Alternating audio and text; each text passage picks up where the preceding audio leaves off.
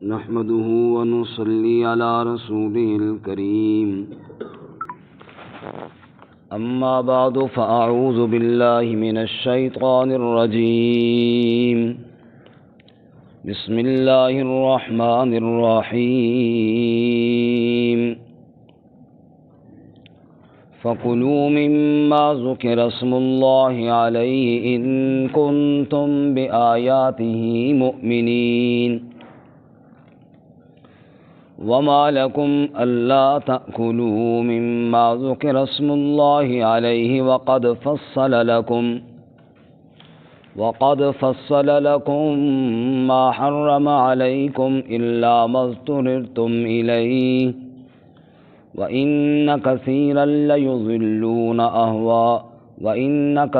ليضلون بأهوائهم بغير علم إن ربك هو أعلم بالمعتدين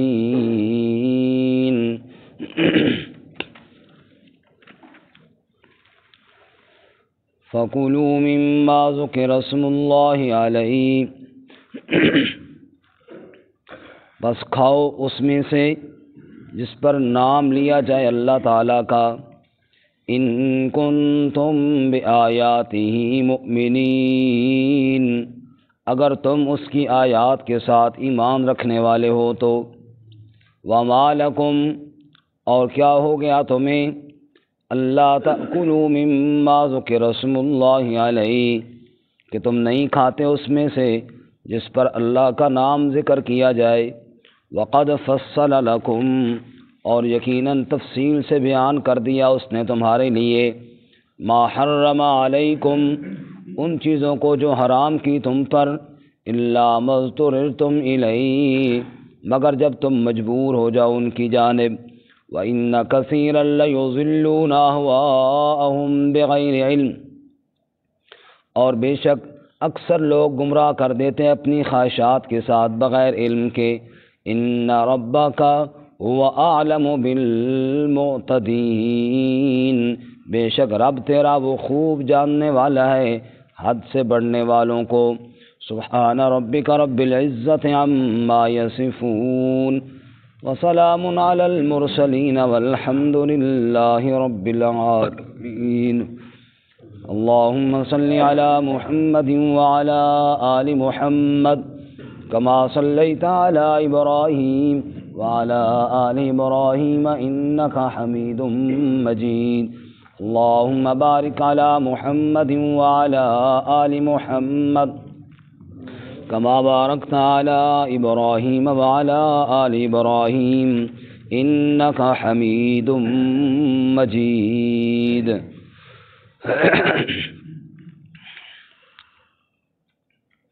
معزز سامعین سورۃ الانعام کا 14واں رکوع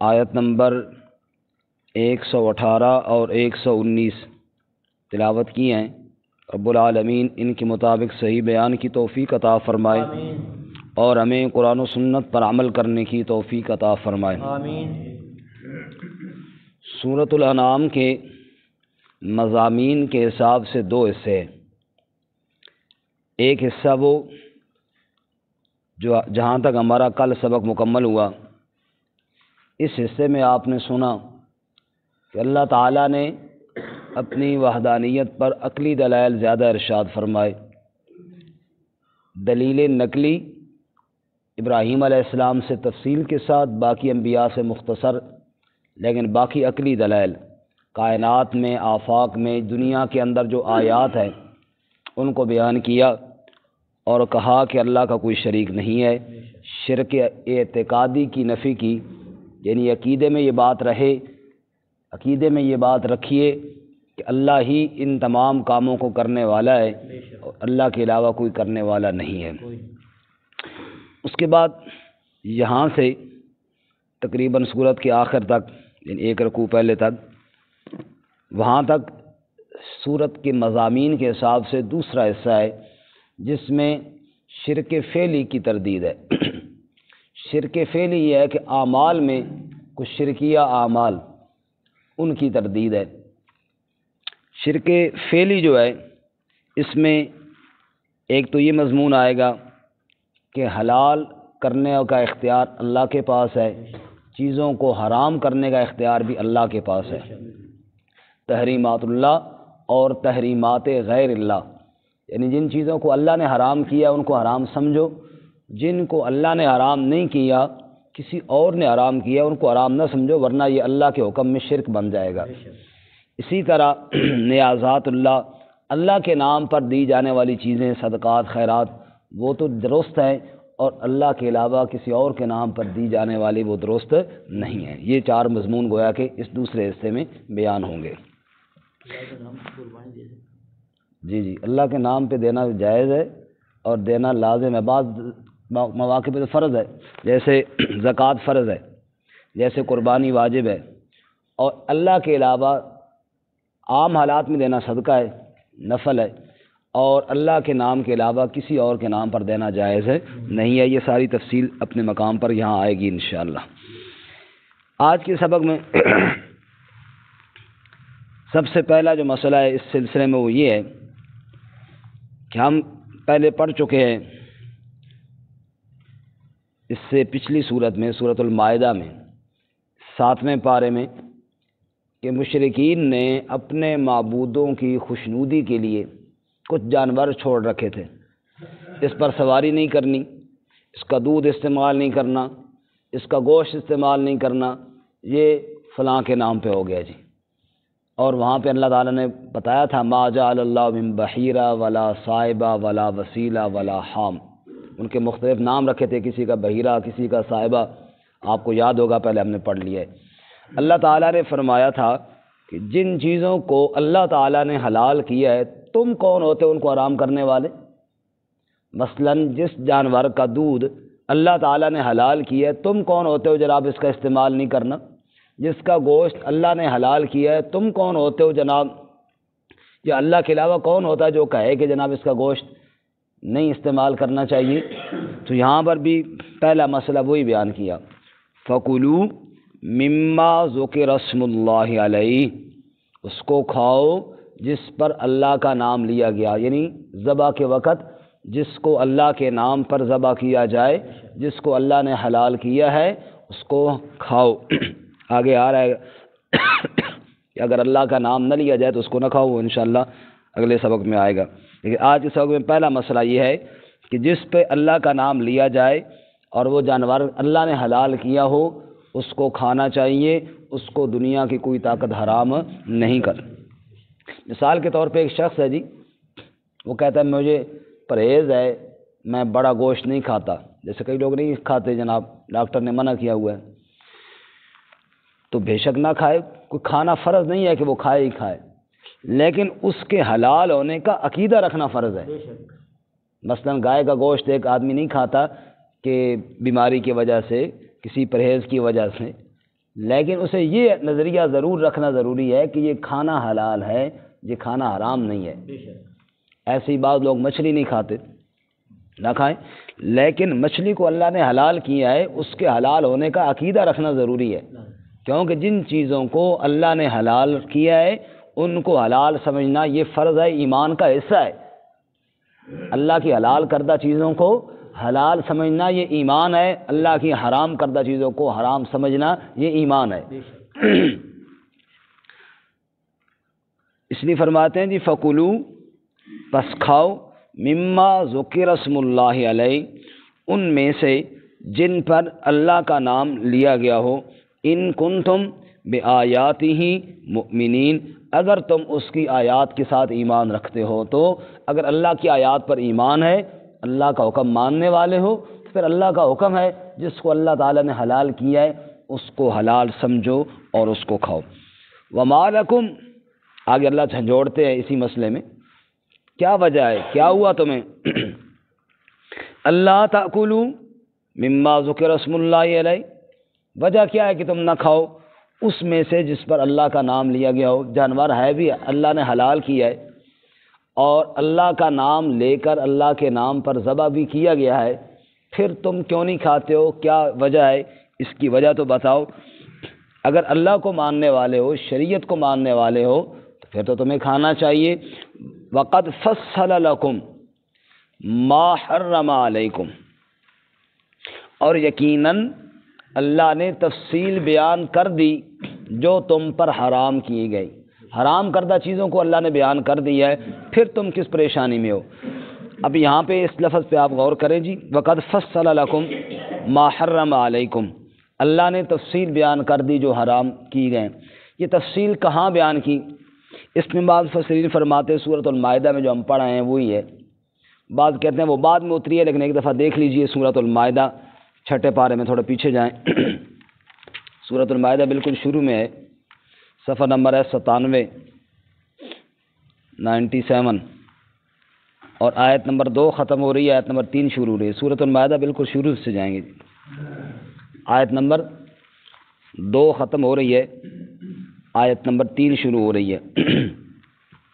یہاں پہ تھوڑی تفصیل ہے۔ حرمت علیکم المیتہ، مردار حرام کیا گیا تم پر، والدم، خون، دم مسفوح بہتا ہوا لہو وہ حرام کیا گیا، ولحم الخنزیر، خنزیر کا گوشت حرام کیا گیا، وما اہل لغیر اللہ بھی، ہر وہ چیز جو اللہ کے علاوہ کسی اور کے نام پر نامزد کر دی جائے وہ حرام کر دی گئی، والمنخنقۃ، جس کا گلا گھونٹ کر مار دیا جائے وہ حرام کر دی گئی، والموقوذہ، جس کو چوٹ لگے اور چوٹ کے ذریعے وہ جانور مر جائے وہ حرام ہے، والمتردیہ، جو اوپر سے گرے اور ذبح کے بغیر مر جائے وہ حرام ہے، والنطیحہ، جو سینگ کے ذریعے مر جائے، آپس میں جانور لڑائی کر رہے تھے، ایک کو سینگ لگ گیا وہ مر گیا، وما اکل السبع، جس کو درندوں نے مار دیا وہ حرام ہے۔ یہ سب حرام ہے، الا ما ذکیتم، ان میں سے جس کو تم پاک کر لو، یعنی ذبح کر لو، یعنی اوپر سے جانور گرا، ابھی اس میں زندگی باقی تھی، آپ نے چھری پھیر کے ذبح کر لیا تو وہ حلال ہو جائے گا۔ اسی طرح چوٹ والا جانور، ابھی اس میں سانس باقی تھے کہ آپ نے شرعی طور پر ذبح کر لیا تو وہ حلال ہو گیا۔ اسی طرح سینگ والا، جو بھی یہ زخمی جانور جن کا ذکر ہوا کہ وہ حرام ہے، اللہ فرماتے ہیں الا ما ذکیتم، اگر ان میں جان ہو اور تم ان کو شرعی طور پر ذبح کر لو۔ شرعی طور پر ذبح کا مطلب یہ ہے 4 رگیں اس کی کاٹ دی جائیں اور تکبیر اس پر پڑھ دی جائے، اللہ کا نام لیا جائے، یہ شرعی ذبح ہے، تو یہ جناب حلال ہے۔ وما ذبح علی النصب، اور اسی طرح چونکہ حرام چیزوں کا بیان ہو رہا تھا نا، گلا گھونٹی ہوئی، گری ہوئی، چونٹ لگی ہوئی، سینگ وغیرہ، اسی طرح وما ذبح علی النصب، جو ذبح کیے جائیں آستانوں پر، بتوں کے تھانوں پر، جہاں پہ لوگ اپنی مرادیں مانتے ہیں اور جہاں پر لوگ اپنی حاجتیں پوری کرتے، چڑھاوے چڑھاتے ہیں، وہاں جا کر جو ذبح کیا جائے وہ بھی ٹھیک نہیں۔ وَأَن تَسْتَقْسِمُوا بِالْأَزْلَامِ، تیروں کے ساتھ تقسیم کی جائے، اس کی تفصیل پہلے گزر چکی ہے کہ جیسے 4 بندوں نے ایک جانور خریدا، تقسیم کے لیے گئے اور مجاوروں کے پاس گئے، انہوں نے تیر رکھے ہوتے تھے اور تیر نکالتے، بھئی یہ کیسے تقسیم کرنا ہے گوشت، میں آگے گیا جی میرے نام کا تیر نکلا، اس پہ کچھ نہیں لکھا ہوا تھا، بس جی تیرا حصہ ہی کوئی نہیں ہے تم جاؤ۔ دوسرے کے نام کا نکلا، وہ بھی خالی، تیرا حصہ بھی کوئی نہیں ہے۔ اگلے کے نام کا نکلا، اس پہ نصف لکھا ہوتا تھا، آدھا، وہ ماشاءاللہ جی آدھا تیرا ہو گیا جی، وہ آدھا اس کو دے دیجیے۔ یعنی اس طرح بے تک کی ترتیبیں اپنے بتوں کی خوشنودی کے لیے اور اس کو ثواب سمجھنا، فرمایا یہ بھی جائز نہیں ہے۔ ذالکم فسق، یہ جتنی چیزیں اوپر ذکر کی ہیں یہ فسق ہے، یہ نافرمانی ہے، ان کا کھانا یہ جائز تمہارے لیے نہیں ہے۔ اب واپس آئیے اپنے سبق پر۔ اللہ فرماتے ہیں جو جانور حلال ہے، جس کو اللہ نے حلال کیا، شرعی طور پر ذبح کیا گیا، مالکم، تمہیں کیا ہو گیا کہ اللہ تاکلوا، تم اس کو نہیں کھاتے ہو جس پر اللہ کا نام ذکر کیا گیا ہے۔ وقد فصل لکم ما حرم علیکم، یقیناً اللہ نے جو حرام تھے ان کی تفصیل تو تمہیں بتا دی ہے، جن کا کھانا جائز نہیں تھا وہ تو اللہ نے تمہیں بتا دی ہیں، پھر اپنے طور پہ ایک اضافی تم کیوں بناتے ہو؟ جن سے اللہ نے تمہیں روکا ہے ان سے رک جاؤ۔ اس لیے بعض مفسرین فرماتے ہیں سورۃ المائدہ نزول میں بعد میں ہوئی ہے، سورۃ الانعام پہلے نازل ہوئی ہے، لہٰذا اس سے مراد 14ویں پارے میں ہے، وہاں بھی انہی چیزوں کا ذکر ہے جو میں نے آپ کے سامنے پڑھا، لیکن اتنی تفصیل نہیں ہے۔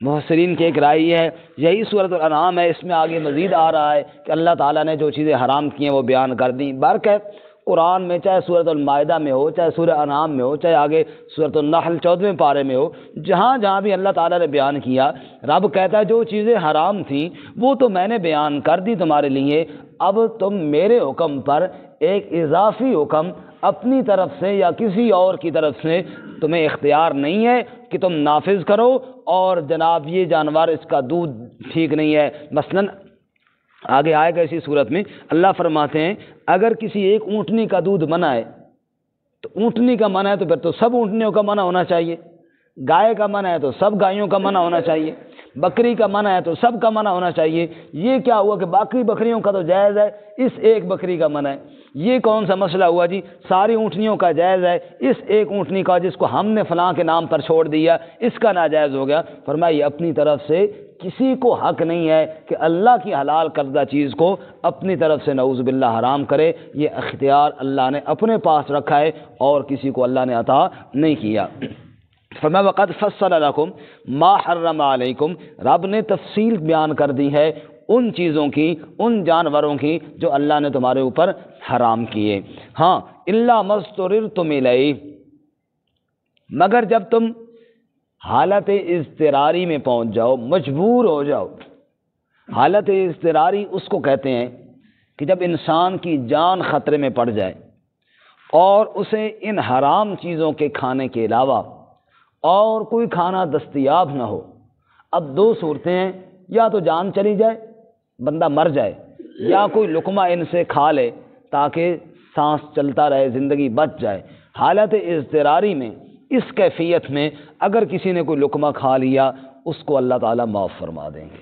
یہ اللہ تعالیٰ نے وہاں سورۃ المائدہ میں بھی فرمایا، سورۃ البقرہ میں بھی فرمایا، اسی طرح یہاں بھی اللہ فرما رہے ہیں، آگے 14ویں پارہ ہے وہاں بھی اللہ تعالیٰ فرمائیں گے کہ یہ وہ حرام چیزیں جن کے کھانے سے اللہ نے روکا ہے، پھر اس کی رحمت کو دیکھیے کہ اگر تمہاری کیفیت یہ بن گئی ہے کہ تم مر رہے ہو، اب چاہیے تو یہ کہ بندہ مر جائے اور اللہ کی حرام کردہ چیز کو ہاتھ نہ لگائے، لیکن وہ کتنا مہربان ہے، کہتا ہے میرا بندہ مجبور تھا، اب اس سے نہ صبر ہو سکا، یا جناب یہ نہ کر سکا، اس نے لقمہ کھا لیا، اس حالت میں تو میں اللہ معاف کر دوں گا۔ الا ما اضطررتم الیہ۔ اب حالت اضطراری جو ہے یہ بعض دفعہ اپنی طرف سے ہوتی ہے، مثلا بھوک اتنی شدید ہے، بھوک اتنی نڈھال ہو کے بندہ گر رہا ہے، یہ اپنی ذات کی طرف سے ہو گئی ہے تو لقمہ کھا لیا۔ بعض دفعہ کسی فرد کی طرف سے ہوتی ہے، مثلا ایک مردار ہے، وہ مردار پڑا ہوا ہے، ایک بے ایمان تلوار لے کر کہتا ہے کھا ورنہ میں تیرا سر قلم کرتا ہوں۔ اب یہ اس کی وجہ سے حالت اضطراری جان پہ تو پھر بن گئی، تو ایسی صورت میں یہ حالت اضطراری میں کھا سکتا ہے، لیکن اس کھانے کی دو شرطیں ہیں جو یہاں پہ ذکر نہیں ہے، باقی ذکر ہے سورۃ المائدہ میں بھی ہے اور اسی طرح سورۃ البقرہ میں بھی ہیں، غیر باغن ولا عادن۔ کتنی شرطیں ہیں جی؟ ساتھی جاگ رہے ہیں کہ سو رہے ہیں؟ میٹھا میٹھا سبق ہے نا، پھر کھانے پینے کی گل ہے نیند آ جاندی۔ کتنی شرطیں ہیں جی؟ بیر صاحب تو جاگ ہی رہے ہیں نا۔ غیر باغن ولا عادن، نہ بغاوت کرنے والا ہو اور نہ تجاوز کرنے والا ہو۔ بغاوت سے مراد یہ ہے کہ جناب وہ جو لقمہ کھا رہا ہے وہ اس نیت سے نہ کھائے اور خیر ہے جی حرام ہی کوئی نہیں جان دو، بغاوت کا ارادہ نہ ہو۔ یہ اگر سوچے گا نا وہ جی کوئی مسئلہ ہی نہیں ہے، پھر اللہ تک کی طرف سے پکڑ ہوگی، چیز کو اللہ نے حرام کیا ہوا ہے اور تو اتنا دیدہ دلیری کے ساتھ اس کو کھانے لگ گئے نا۔ غیر باغن، باغی نہیں بننا، رب کا نافرمان نہیں بننا، بغاوت کے ارادے سے نہیں کھانا۔ نمبر 2 ولا عادن، تجاوز بھی نہیں کرنا، ایک لقمے کے ساتھ جان بچتی ہے، ایک ہی لقمہ کھانا ہے، آگے دوسرا تیسرا نہیں کہ آج جناب کھا لو آج تو اجازت مل گئی نا۔ غیر باغن ولا عادن، نہ بغاوت کی نیت سے کھانا ہے اور نہ ضرورت سے زیادہ تجاوز کرتے ہوئے کھانا ہے۔ اگر کسی آدمی نے اتنا قدر ایک آدھ لقمہ کھا لیا صرف جان بچانے کے لیے تو اللہ اس کو معاف کر دے گا۔ الا ما اضطررتم الیہ۔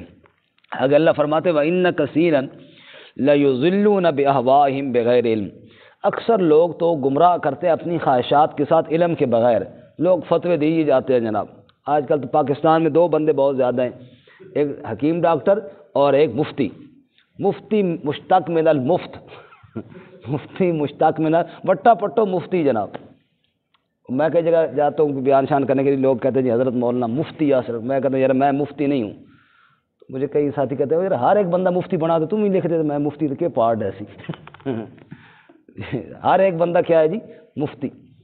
تو ایک تو چلو وہ ہے جو مفتی جنہوں نے واقعی محنت کی، اللہ ان کو جزائے خیر دے، اللہ ان کی زندگیوں میں سلامتی عطا فرمائے. اور ایک وہ ہے جو ہر بندہ فتویٰ ٹھوک دے. اللہ فرماتا ہے وَإِنَّ كَثِيرًا، اکثر لوگ ایسے ہیں لَيُضِلُّونَ بِأَهْوَائِهِمْ، جو گمراہ کرتے ہیں، جو پھٹکاتے ہیں اپنی خواہشات کے ساتھ. جو دل میں آیا بس وہی مسئلہ بتا دیا، وہی شریعت کا حکم بتا دیا. حالانکہ نعوذ باللہ معاذ اللہ، اللہ کے حکم میں، شریعت میں اپنی رائے کا دخل دینا، نعوذ باللہ، یہ وہ اتھارٹی اپنے ذمہ لے رہا ہے جو اللہ تعالیٰ نے کسی کو نہیں عطا فرمائی. دیکھو علت اور حرمت کا اختیار کس کے پاس ہے؟ اور ایک چیز میں کہہ دوں جناب یہ جائز ہے جی، اور اللہ نے اس کو جائز نہ کیا ہو تو بتاؤ یہ معمولی مسئلہ ہے؟ ایک چیز ہے جس کو میں کہہ دوں ناجائز ہے، اللہ نے اس کو جائز کرا دیا ہو اور میں کہہ دوں جی بالکل. تو اللہ کے حکم کے مقابلے میں اپنی خواہش کے ساتھ یا اپنی کم علمی اور جہالت کی وجہ سے میں کوئی بات کر دوں، دن قیامت کے میں اللہ کو کیا جواب دوں گا؟ رب کہے گا شریعت میری کو تو نے اتنا کمزور سمجھا ہوا تھا کہ جو تیرے دل میں آیا تو نے بتا دیا اس میں.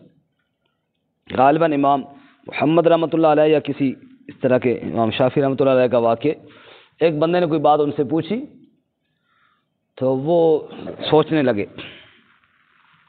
آگے سے اس نے کہا جی ذرا حضرت ذرا جلدی دسو. انہوں حضرت نے فرمایا بھئی عجیب بات ہے، تیری جلدی کے لیے میں اپنے لیے جہنم کا سودا کر لوں؟ میں پہلے سوچ لوں کہ اللہ رسول کا کیا حکم ہے اس کے بارے میں، تیری جلدی کی وجہ سے میں اپنے لیے جہنم کا سودا کر لوں؟ تو اس لیے جلدی نہیں، مسئلہ وہ جو اللہ اس کے رسول نے بتایا. اسی طرح کئی ساتھی پوچھتے ہیں تو میں ان سے یہ کہتا ہوں یار یہ والا مسئلہ میں آپ کو بعد میں بتاؤں گا، ابھی نہیں تحقیق اس کے بارے میں، دیکھ کر پوچھ کر کسی بڑے سے. تو نہیں جی نہیں ذرا جلدی چاہیے. مطلب کیا ہوا کہ یعنی آپ کو نہیں پتہ تب بھی کچھ نہ کچھ کہہ ہی دیں، یہی مطلب ہے نا کہ ہمیں جلدی، جب بتا جو دیے کہ ابھی فی الحال نہیں ہے علم میں تو اب رک جانا چاہیے. کیونکہ میرے کہنے سے تو وہ نہیں ہو جائے گا نا، کہ شریعت کو میرے اختیار میں تھوڑی ہے کہ جناب میں ہاں کر دوں تو ہاں ہو جائے گا، میں نہ کر دوں تو نہ ہو جائے گا. تو مسئلہ تو وہ ہے جو اللہ اس کے رسول کی شریعت نے بیان کی ہے. تو وَإِنَّ كَثِيرًا اکثر لَيُضِلُّونَ بِأَهْوَائِهِمْ بغیر علم، وہ بھٹک جاتے ہیں، وہ گمراہ ہو جاتے ہیں اپنی خواہشات کے ساتھ بغیر علم کے. جہاں ہمارے ملک میں بہت المیے ہیں نا، ہر محکمہ اس کے اندر بیڑا غرق ہے اور نااہل وہ جناب بیٹھے ہوئی ہیں. اذا وسد الامر الى غیر ذی اہل فانتظروا الساعہ، فرمایا کہ جب معاملہ اس کے حوالے کر دیا جائے جو اہل نہیں ہے پھر قیامت کا انتظار کرو. تو یہی حالات بنے ہوئی ہیں قیامت کے میں. وہاں پہ یہ بھی ایک المیہ ہے کہ جتنے اوقاف کی ہماری مساجد ہیں ان میں 50% تو بڑے جید علماء ہیں، لیکن 50% وہ لوگ بھی ہیں جو ماں سفارش کی وجہ سے بھرتی ہو گئے ہیں. کیا ہو گئے جی؟ کسی وزیر کے ساتھ تعلقات ہیں یا وزیر کے گھر بچوں کو ٹیوشن پڑھانے قاری صاحب جاتے تھے، عالم نہیں تھے، بس ان کے ساتھ دعا سلام بن گئی، ان سے آرڈر کروا لیے. اب وہ جناب جبہ پہن کے خطیب بن کے آ گئے. اب جناب وہ خطیب صاحب جب بن کے آ گئے، جبہ بھی پہنا ہوا ہے، سرکاری ان کو جناب رہائش بھی ملی ہوئی ہے، پروٹوکول بھی ہے، فرسٹ کلاس تنخواہ بھی ہے. اب ان سے کوئی بندہ مسئلہ پوچھے تو وہ آگے کہاں کہیں گے کہ مجھے نہیں آتا؟ وہ تو یہ نہیں کہیں گے مجھے نہیں آتا. اس طرح کہیں تو جناب وہ سارا وقار ہی خراب ہوتا ہے. انہوں نے پھر کچھ نہ کچھ تکہ مارنا ہی ہے.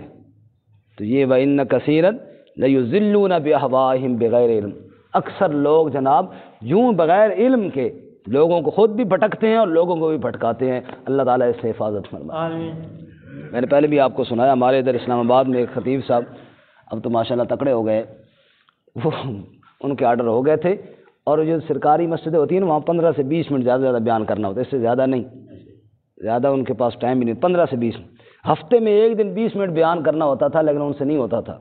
وہ کچھ نہ ان کو آیات کا ترجمہ آتا، نہ ان کو احادیث پڑھی ہوئی کہ جناب وہ بیان کریں. تو وہ بڑے پریشان ہو گئے، بھی آرڈر تو ہو گئے، اب یہ 20 منٹ کا بیان کون کرے گا؟ تو پھر وہ ادھر ہمارے پاس آتے تھے، پھر ان کو میں لکھ کر دیتا تھا، پھر وہ ہفتہ پورا رٹا لگاتے تھے اور پھر بھی قرآن مجید کے اندر وہ ورقہ رکھ لیتے تھے کہ کہیں بھول نہ جاؤں. اس کو اب تو ماشاءاللہ تکڑے خطیب ہو گئے. کیونکہ بار بار پریکٹس کرنے سے بندہ تکڑا ہو جاتا ہے نا۔ تو اب یہ میں اس کو کہتا میں کہ موج کر بھائی، سرکاری گھر جناب، ٹھیک ٹھاک تنخواہ، اور حالات کیا ہیں جناب کہ 20 منٹ قرآن و سنت کے مطابق بات کرنی نہیں آتی۔ تو اللہ تعالیٰ اس ملک پہ رحم فرمائے، اور یعنی اہل لوگ جو ہیں نا ان کو اللہ تعالیٰ عہد نصیب فرمائے۔ اور کسی نے پوچھا تھا، بات لمبی ہو گئی، بات ختم بھی کرتا ہوں، کہ جناب ملک کے حالات کیسے چل رہے ہیں؟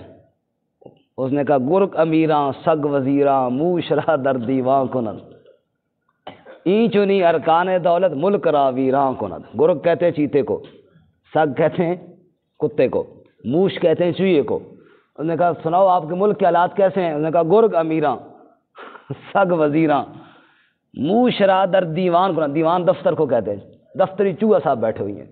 این چنی ارکان دولت ملک را ویران کند، جب اس قسم کے ملک کو چلانے والے ہوں تو پھر ملک ویران نہیں ہوگا تو اور کیا ہوگا؟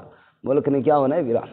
تو بار کا فرمایا وَإِنَّ كَثِيرًا لَيُضِلُّونَ بِأَهْوَائِهِمْ بِغَيْرِ عِلْمٍ وَإِنَّ رَبَّكَ هُوَ أَعْلَمُ بِالْمُعْتَدِينَ، بے شک رب تیرا خوب جانتا ہے معتدین، حد سے بڑھنے والوں کو، حد سے تجاوز کرنے والوں کو۔ اللہ تعالیٰ میں قرآن و سنت پہ عمل کی توفیق عطا فرمائے۔ ترجمہ دوبارہ سنیے جی۔ فَكُلُوا مِمَّا ذُكِرَ اسْمُ اللَّهِ عَلَيْهِ، پس کھاؤ اس میں سے جس پر اللہ کا نام لیا جائے، ان کنتم بآیاتہ مؤمنین، اگر تم اس کی آیات کے ساتھ ایمان رکھنے والے ہو۔ وما لکم الا تأکلوا مما ذکر اسم اللہ علیہ، اور کیا ہو گیا تمہیں کہ تم نہیں کھاتے اس میں سے جس پر اللہ کا نام ذکر کیا گیا ہو۔ وقد فصل لکم، اور یقیناً تفصیل کر دی اس نے تمہارے لیے، ما حرم علیکم، جو حرام کیے تم پر، الا ما اضطررتم الیہ، مگر جب تم مجبور کیے جاؤ ان کی جانب۔ وَإِنَّ كَثِيرًا، اور بے شک اکثر لوگ، لَيُضِلُّونَ بِأَهْوَائِهِمْ بِغَيْرِ علم، وہ گمراہ کرتے اپنی خواہشات کے ساتھ بغیر علم کے۔ ان ربک هو اعلم بالمعتدین، بے شک رب تیرا وہ خوب جانتا ہے حد سے بڑھنے والوں